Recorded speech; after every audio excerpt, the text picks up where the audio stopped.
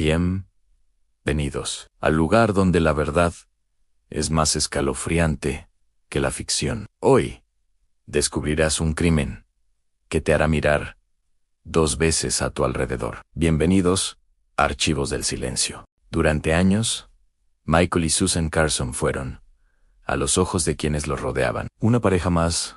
No había titulares, no había antecedentes criminales, no había advertencias claras que anticiparan el rumbo que tomarían sus vidas. Vivían dentro de los márgenes de lo común en trabajo, rutinas, discusiones cotidianas, proyectos modestos, nada extraordinario, nada alarmante. Michael era descrito por conocidos como un hombre introspectivo, reservado, con dificultades para encajar socialmente, pero no hostil. Desde joven mostró una tendencia a aislarse, a refugiarse en ideas rígidas sobre el bien y el mal. No era violento, pero sí inflexible. Veía el mundo como un lugar que debía tener un orden claro, y cuando ese orden no existía, la frustración se acumulaba en silencio. Susan, en cambio, era más expresiva, más intensa emocionalmente. Tenía facilidad para hablar de espiritualidad,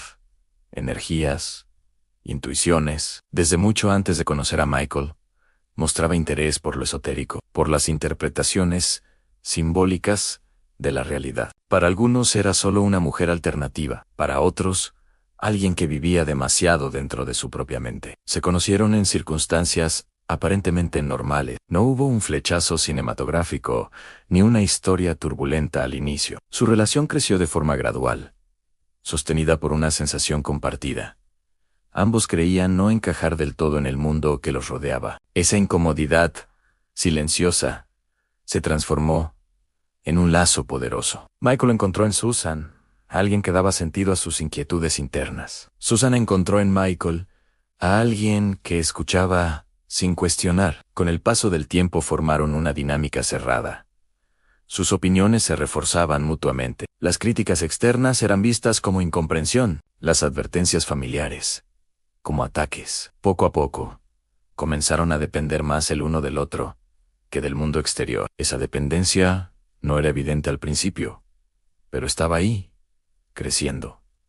Durante esta etapa, no había violencia, no había discursos extremos. Sin embargo, sí comenzaron a aparecer pequeños gestos que, vistos en retrospectiva, hoy inquietan a los investigadores. Han comentarios sobre personas oscuras, desconfianza exagerada hacia desconocidos, interpretaciones simbólicas de hechos triviales. Nada que, por sí solo, encendiera una alarma. Los viajes que realizaban juntos, buscando experiencias, respuestas, nuevas formas de entender la vida, reforzaron esta burbuja compartida. Cada desplazamiento era también un alejamiento de la realidad cotidiana. Volvían distintos, más cerrados, más convencidos de que el mundo estaba lleno de amenazas invisibles que otros no querían o no podían ver. Aún así, nadie habló de peligro. Nadie imaginó que esas conversaciones nocturnas, esas intuiciones vagas, esas incomodidades mal definidas, serían la base de algo mucho más oscuro. Porque en ese momento, Michael y Susan Carson aún no se veían a sí mismos como verdugos. Se veían como personas que habían despertado, y ese despertar, silencioso y aparentemente inofensivo, fue el primer paso hacia el abismo. El cambio no ocurrió de un día para otro. Fue gradual, casi imperceptible, como una grieta que se abre lentamente bajo los pies. Michael y Susan comenzaron a viajar con más frecuencia, impulsados por una idea común: alejarse de lo que consideraban un entorno contaminado por la rutina, la superficialidad y la ignorancia espiritual. Decían buscar claridad. En realidad, estaban buscando confirmación. Estos viajes no eran simples escapadas, eran experiencias cargadas de significado simbólico para ellos. Cambiaban de lugar, de horarios, de hábitos, dormían poco, hablaban durante horas, se aislaban aún más del mundo que habían dejado atrás. En ese contexto, comenzaron a experimentar con distintas sustancias, convencidos de que podían abrir puertas mentales que permanecían cerradas para la mayoría. Al principio,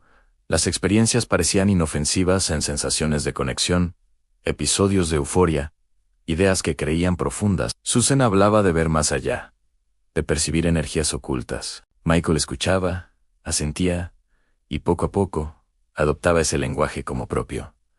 Las drogas no solo alteraban su percepción, reforzaban la idea de que estaban accediendo a una verdad superior. Después, vinieron las visiones. No todas eran claras, algunas eran fragmentos, imágenes inconexas, sensaciones de amenaza. Susan comenzó a interpretar estos episodios como mensajes, no simples alucinaciones, sino advertencias. Decía sentir presencias, detectar miradas que otros no notaban, percibir intenciones malignas detrás de gestos cotidianos. Michael, lejos de cuestionarla, se convirtió en su ancla. Validaba cada experiencia. Si Susan sentía miedo, él le daba forma. Si ella dudaba, él reforzaba la idea de que el peligro era real. Entre ambos, se creó un circuito cerrado. No había espacio para la duda, solo para la interpretación compartida. Con el paso de los meses, el distanciamiento con familiares y conocidos se volvió más evidente. Las llamadas se reducían, las visitas se cancelaban. Cuando alguien expresaba preocupación, la reacción era defensiva. No lo entienden, decían, están dormidos. Esa frase se repitió tantas veces que terminó por convertirse en una frontera en ellos, los que veían, los otros, los ciegos. Susan empezó a llevar registros de sus experiencias, anotaba sensaciones, sueños, nombres, que aparecían en su mente sin explicación aparente.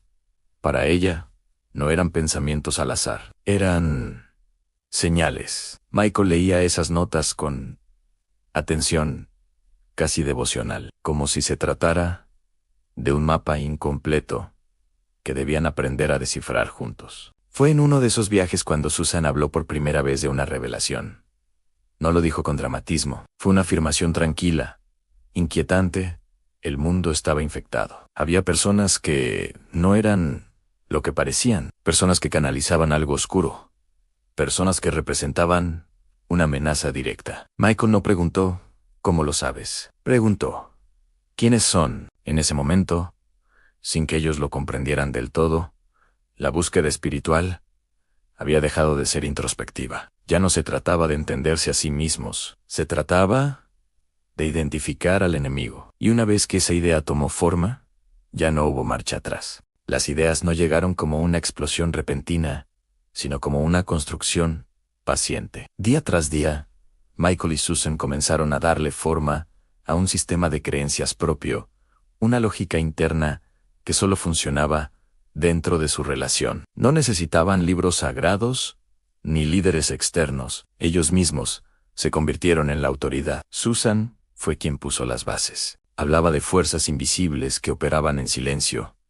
de personas que aparentaban normalidad, pero que, en realidad, servían a algo oscuro. Usó una palabra que pronto adquiriría un peso definitivo: brujas. No en el sentido folclórico, sino como un concepto flexible, peligroso, capaz de abarcar a cualquiera que, según su percepción, emanara una energía negativa. Michael adoptó esa visión sin resistencia. Donde antes había dudas, ahora había certezas. Empezó a reinterpretar recuerdos pasados bajo esta nueva lente en discusiones, miradas incómodas, encuentros casuales. Todo encajaba en el mundo. No era caótico. Estaba infiltrado con el tiempo. Desarrollaron un lenguaje propio. No hablaban de paranoia ni de miedo, sino de protección. No decían violencia, sino defensa espiritual. Cada palabra suavizaba la gravedad de lo que estaban imaginando. Esa transformación del lenguaje fue clave.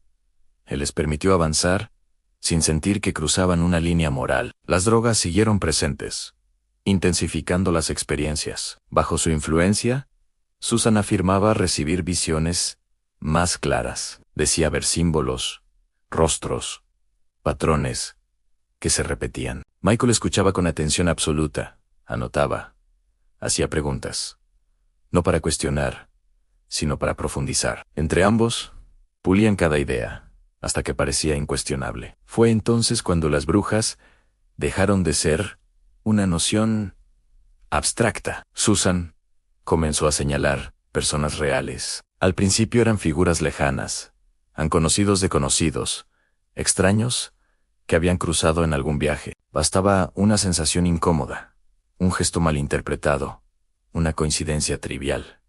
Todo podía ser una prueba. Michael comenzó a observar a su entorno con la misma sospecha. Miradas prolongadas se convertían en amenazas, comentarios casuales, en advertencias encubiertas. La realidad se transformó en un escenario hostil, donde ellos eran los únicos conscientes del peligro. En este punto, la doctrina ya estaba completa. Había un mal definido, había enemigos identificables, y sobre todo, había una justificación moral. Si el mundo estaba siendo corrompido, entonces actuar no solo era permitido, era necesario. Susan lo expresó con una frase que Michael recordaría más tarde palabra por palabra: si nadie hace nada, el mal gana. No era una declaración impulsiva, era una conclusión lógica dentro de su sistema de creencias.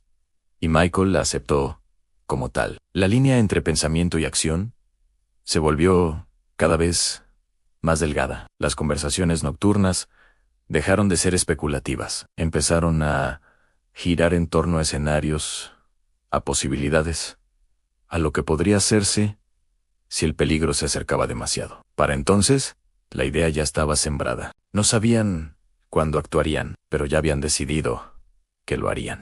La transición fue sutil, pero definitiva. En algún punto, Michael y Susan dejaron de preguntarse si el peligro era real y comenzaron a preguntarse cuándo actuar. La doctrina que habían construido ya no era solo una forma de entender el mundo en sí, había convertido en una misión. Las conversaciones cambiaron de tono. Ya no hablaban únicamente de energías, visiones o amenazas abstractas. Ahora discutían responsabilidades. ¿Qué pasaba si una bruja actuaba primero? ¿Qué ocurriría si ellos, sabiendo lo que sabían, no hacían nada? En su lógica distorsionada, la pasividad empezó a parecerse demasiado a la complicidad. Susan se mostraba cada vez más convencida de su rol central. Decía haber sido elegida no por una deidad específica, sino por una fuerza superior que ella no podía, o no quería,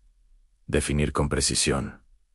Michael reforzaba esa idea. La veía como alguien especial, distinta, capaz de percibir lo que otros ignoraban. Su relación se transformó en una jerarquía silenciosa en Susan. Interpretaba las señales. Michael se encargaba de hacerlas realidad. Los rituales comenzaron a aparecer. No eran ceremonias elaboradas, sino actos simbólicos, cargados de significado. Para ellos, eran palabras repetidas antes de salir de casa, objetos que llevaban consigo como protección, gestos que creían necesarios para limpiarse de influencias negativas. El consumo de drogas se integró a estos momentos, no como exceso, sino como herramienta espiritual. En ese estado, las visiones se volvieron más intensas. Susan hablaba de rostros que la observaban, de presencias que se acercaban demasiado. Comenzó a sentir que ciertas personas representaban una amenaza inmediata, no futura. Ya no eran simples infiltrados, eran enemigos activos. Michael empezó a hacer algo que, para los investigadores, resultaría inquietante: más tarde ensayar escenarios. ¿Qué harían si se encontraban con una de esas personas? ¿Cómo reaccionarían si el peligro se manifestaba de forma directa? No lo llamaba planificación, lo veía como preparación. La idea del asesinato no apareció de forma explícita al principio. Se deslizó lentamente, disfrazada de necesidad. Detener, neutralizar, eliminar la influencia. Cada término alejaba un poco más la realidad de lo que estaban contemplando. Cuando finalmente pensaron en la muerte como consecuencia posible, ya no les provocó rechazo, les pareció coherente. Hubo momentos de tensión entre ellos, pero no por dudas morales. Las discusiones giraban en torno al cómo y al cuándo, no al sí. Ambos coincidían en algo fundamental. Si el mundo estaba siendo corrompido por fuerzas oscuras, alguien tenía que actuar. La decisión final no fue acompañada de dramatismo. No hubo lágrimas ni grandes discursos. Fue una aceptación silenciosa. Susan identificó a una persona específica como una amenaza real y cercana. Michael escuchó, evaluó y asintió. En ese instante, dejaron de verse como una pareja perseguida por visiones. Se vieron como guardianes, y cuando una causa se percibe como sagrada, cualquier límite humano deja de existir. El primer crimen no ocurrió en medio del caos, sino en una calma inquietante. Para Michael y Susan, no fue un arrebato ni un error. Fue la consecuencia lógica de todo lo que habían construido en su mente durante meses. La persona que Susan había señalado ya no era vista como un ser humano, sino como una amenaza activa, una bruja cuya sola existencia ponía en peligro al mundo que ellos creían proteger. La víctima era alguien real, con una vida propia, ajena por completo a la narrativa que los Carsens habían creado. Pero dentro de su doctrina, eso dejó de importar. Susan estaba convencida de que esa persona canalizaba algo oscuro, algo que debía ser detenido antes de que fuera demasiado tarde. Michael aceptó esa interpretación sin cuestionarla. Para él, dudar habría significado traicionar la misión. El momento fue precedido por rituales simples, casi domésticos, palabras repetidas, silencios prolongados, miradas cargadas de significado. No había nervios visibles, había concentración. En sus mentes, no se preparaban para cometer un crimen, sino para cumplir un deber. El asesinato fue rápido, directo, sin la teatralidad que muchos imaginarían después. No hubo disfrute, pero tampoco vacilación. Una vez consumado el acto, el silencio se volvió absoluto. Ese silencio, lejos de romperlos, los unió aún más. La reacción inmediata fue reveladora. No llamaron a nadie, no huyeron, no mostraron pánico. En cambio, interpretaron lo ocurrido como una confirmación. Para Susan, las visiones habían sido correctas. Para Michael, la acción había sido necesaria. El mundo no se había acabado. No había castigo inmediato. Eso, en su lógica, significaba aprobación. Hablaron del asesinato como si fuera un paso inevitable en un camino ya trazado. No expresaron culpa ni remordimiento. Si surgió alguna incomodidad, fue rápidamente sofocada por la idea de que habían salvado a otros de un mal mayor. La víctima desapareció de la narrativa. Solo quedó el símbolo. Ese primer asesinato marcó un antes y un después. No solo porque habían cruzado una línea legal y moral irreversible, sino porque demostraron, a sus propios ojos, que podían hacerlo, que eran capaces de quitar una vida sin que su mundo interior se derrumbara. Lejos de detenerse, el acto reforzó su creencia de estar en lo correcto. Susan se mostró más segura que nunca. Michael, más decidido. La doctrina ya no era teórica, había sido puesta en práctica. A partir de ese momento, el concepto de limpiar el mundo dejó de ser una metáfora. Se convirtió en una acción concreta. Y si una amenaza había sido eliminada con éxito, ¿qué impedía continuar? La respuesta, para ellos, era clara: nada. Después del primer asesinato, algo se quebró definitivamente. No en ellos, sino en el frágil equilibrio que aún los conectaba con la realidad. Michael y Susan ya no discutían si sus creencias eran correctas. Ahora las usaban como filtro absoluto para interpretar todo lo que ocurría a su alrededor. Cada encuentro, cada palabra ajena, cada gesto ambiguo se convertía en una posible señal de peligro. La paranoia se intensificó. Susan comenzó a ver brujas con mayor frecuencia. Donde antes había sospechas esporádicas, ahora había certezas inmediatas. Decía sentir presencias constantes, amenazas que se acercaban, energías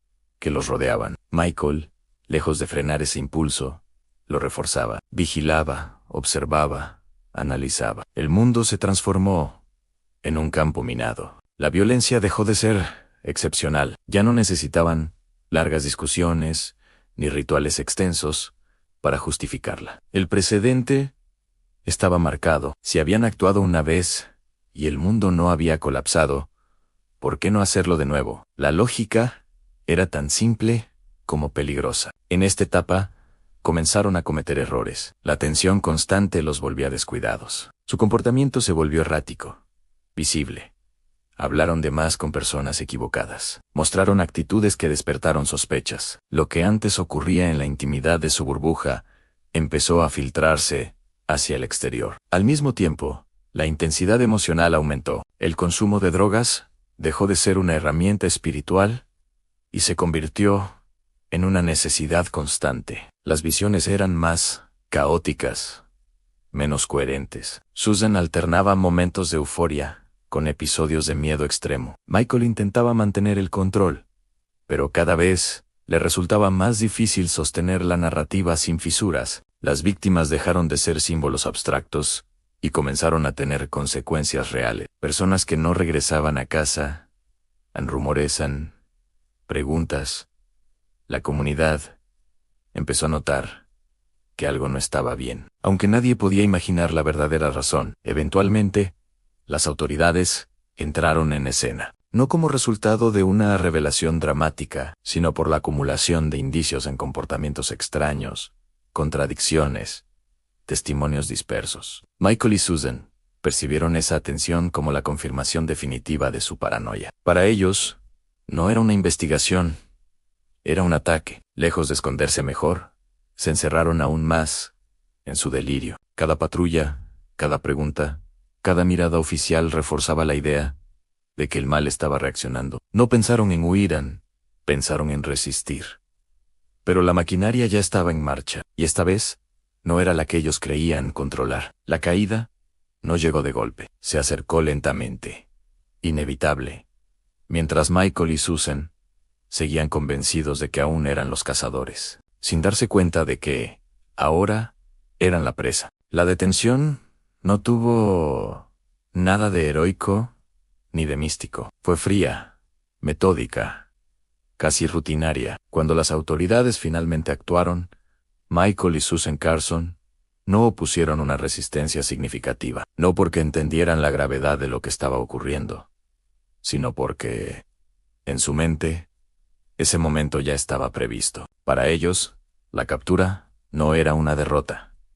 Era una prueba más de que el mundo corrupto intentaba silenciarlos. Desde el primer contacto con la policía, su comportamiento resultó desconcertante. No mostraron pánico ni negación inmediata. Tampoco intentaron construir coartadas elaboradas. Hablaban con una calma inquietante, utilizando un lenguaje cargado de simbolismo, referencias a fuerzas invisibles y amenazas que solo ellos parecían percibir. Para los investigadores, quedó claro rápidamente que no se trataba de criminales comunes. Durante los interrogatorios, Susan fue la voz dominante. Relataba los hechos, como si estuviera narrando una misión cumplida. Hablaba de brujas, de energía oscura, de una lucha que, según ella, llevaba años gestándose. No usaba la palabra asesinato. Prefería términos como liberación o eliminación del mal. Michael, sentado a su lado, asentía. En ocasiones, añadía detalles prácticos, pero siempre desde la misma lógica, distorsionada. Las confesiones llegaron sin la presión habitual. No hubo largas horas de silencio, ni estrategias defensivas sofisticadas. Ambos parecían aliviados de poder explicar su versión de la historia, convencidos de que, una vez escuchados, serían comprendidos. Ese convencimiento se mantuvo incluso cuando se les explicó la gravedad legal de sus actos. El momento que más impacto causó ocurrió cuando sus declaraciones se hicieron públicas. En una rueda de prensa, fragmentos de sus confesiones fueron compartidos con los medios. Las frases eran tan desconectadas de la realidad que resultaban perturbadoras.